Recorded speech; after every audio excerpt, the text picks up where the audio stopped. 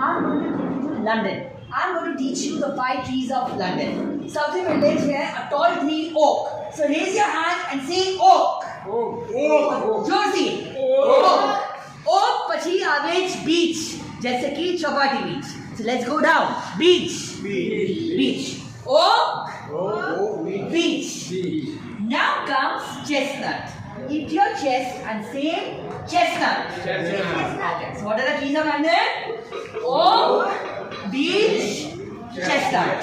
Now comes elm. Touch your eye and say elm. And the last one is maple. You are pushing somebody. Maple. Okay? So, what are the 5 trees of London? Oak, beech, chestnut, elm and maple. Okay, Putana मैंने बोलो. Next क्या मुझे बोलो? Oak, beech, chestnut, elm and maple.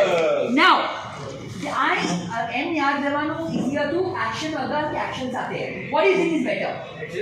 Which action becomes easier to remember?